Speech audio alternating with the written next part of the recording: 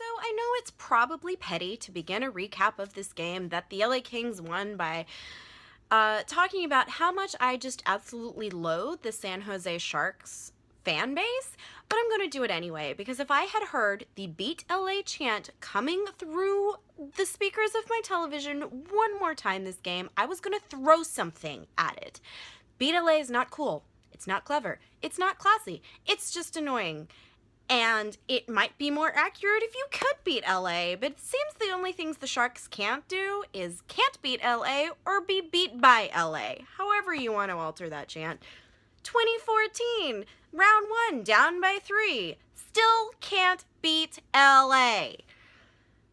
I'm also going to mention the Shark Chomp because it's lame and it makes all hockey fans look like complete and utter morons. You do not look smart doing this.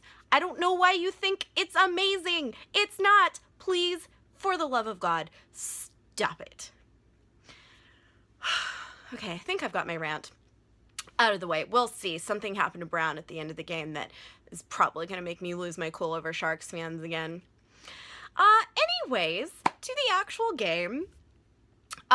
Period 1, the Kings came out way better than they did in yesterday's game against Arizona. And since I didn't recap that one, I am going to take a minute to talk about the penalty on Milan Lucic, which I think Lucic, I'll get it right one day, was completely undeserved. Maybe he deserved to be kicked out of the game that he was in, but the guy slashed his hand so badly it went numb, and he thought that his hand was broken. I'd go and punch the guy too, and are we remembering that this is hockey and things like that happen? I'm not encouraging violence in any form. I'm just saying I think that his was justified and that being ejected out of the Arizona game was enough. Needless to say, the NHL player safety did not feel that way. And they suspended him for a game, so we were without Lucic in the lineup tonight. That meant that the only healthy scratch tonight was McBain.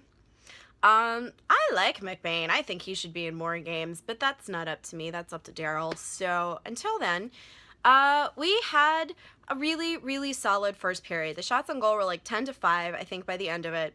The Sharks, much like the Kings yesterday, didn't get their first shot on goal until like 7 or 8 minutes into the period, and by that point the Kings had 7 shots on goal already. So they were doing much better on the forecheck. They were controlling the neutral zone. They had the speed, but nothing was getting past Martin Jones. I'm also going to mention, especially since I did that whole rant on how much I hate Sharks fans, how much I love Martin Jones. I'm sorry, Jonas Enroth, to me, you're always going to be not Martin Jones. I think Jones is wonderful, and I wish he was playing anywhere but the San Jose Sharks. Be that as it may, he was the enemy tonight, so it was getting a little perturbing how good he was doing. So that's nothing really happened in the first period. You get to the second period, the Kings get the first power play of the period. Nothing really much going on it. They had a lot better chances on their power play in the first period, and actually on the Sharks penalty kill in the first period too. It was funny. I like trolling Sharks. Anyway, so nothing really happens on the power play, but as it's ending and the shift is changing, Pavelski's out of the box, and he and this other Sharks guy are basically completely alone in the Kings zone with just Enroth there, and all of the forwards from our team are still back on the bench changing, and it was a very bad miscommunication on the ice, and it led to the Sharks' first goal. And for the whole rest of the second period, the Kings could not equalize, and it was starting to get a little disconcerting. Jeff Carter had a really good shot with maybe like 2 or 3 seconds to go in the second, but again, Jones comes up big. Clock runs out, and we go into the third down 1-0. Not necessarily a good sign when you're playing a team that's won 7 of their last 8 games. So, gets a little disconcerting there. About 5 minutes in, though, Doughty gets kind of elbowed in the face by some guy and ends up in the Sharks bench. And for that penalty, the Kings get 2 minutes of a power play, and Drew makes it count. Absolute blast from the blue line. It's what Drew does really well when he actually decides to shoot accurately, and it's gorgeous and it's fast and it beats Jones' blocker side. And as you can also see, this is a lot of Jeff Carter and mostly Anze Kopitar working among the boards here to get the puck out to Jake Muzzin. A lot of work to keep it in the zone, and that's the reason that Muzzin can get it to Drew to get the pass. So that was a really, really good effort, team effort there. Kopitar had some great plays tonight. He actually almost scored in the first period on their first power play on Jones. He had the best shot, or the best chance of that power play. He's definitely earning his new salary.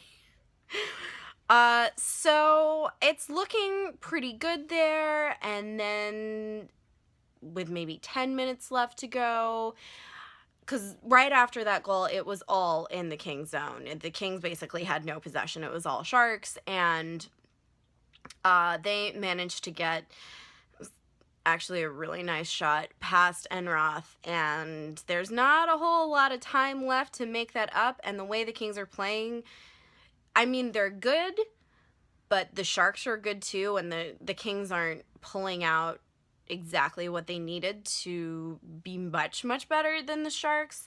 And it's really getting down to the wire. There's maybe 5 minutes left when Drew Doughty takes a penalty. And we're all just kind of like hanging our heads going, are you really? Why do you do this to me? Why is being a Kings fan like this? Because this is what our team does. But you know what else they do? They do awesome things like draw another penalty during their penalty kill, so it's 4-on-4 for a while. And then they did that thing that they did yesterday where you realize that you can't actually score a goal when the puck is in your own zone in the last couple of minutes of the game. Yeah, except that they did manage to get it out with about 45 seconds to go, and then they pull Enroth, and there's a lot of cycles down low, and they're in the Shark zone, and it's not looking like any of them are going until with 12.2 seconds to go. I cannot tell you how exciting it was to see Marian Gaborik score that goal. Dustin Brown, El Capitan, I love him. I really do. I think he's an underrated player. I see him a lot out on the ice. You don't see him on the scoreboard, but you definitely see him there.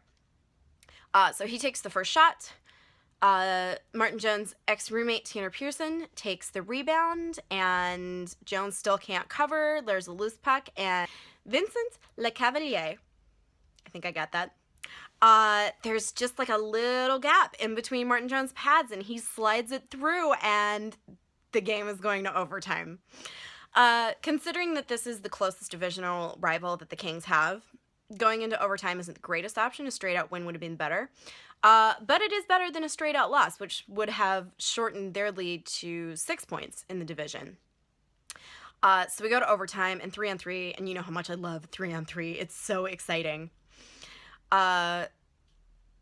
And it's kind of going back and forth, and again, things are really equal. There's a lot of open ice and a lot of opportunities, and finally, with 56 seconds to go, the Kings like to take things down to the wire, it seems. 12.6 seconds to go. Tyler Toffoli feeds a stretch pass to Marian Gaborik, who's like he's straddling the blue line. By this point, whether it was offsides or not, I don't think it was close, but whether it was, both teams had already used their coach's challenge to challenge a goal, and they were both, the call on the ice stood, and both teams kept their goals. So Gaborik gets the stretch pass, crosses the blue line, and I mean, it's just gorgeous. Martin Jones really didn't stand a chance. I mean, it's like a millimeter on any side and it would have hit one of the posts, but it just top shelf right over Martin Jones' blocker, and the Kings win the game, and they keep their divisional lead, and their fans don't have to have panic attacks that they're suddenly going to go into a slump, because in the next stretch of games, Not immediately because there's the All-Star break, but the middle of February they go on the Grammy tour when downtown LA shuts down for the Grammy performances there. So it's nice to go into the All-Star break almost and get a bit of cushion going into that break. It's one of those games that reminds you that kings never die. They never give up, never surrender.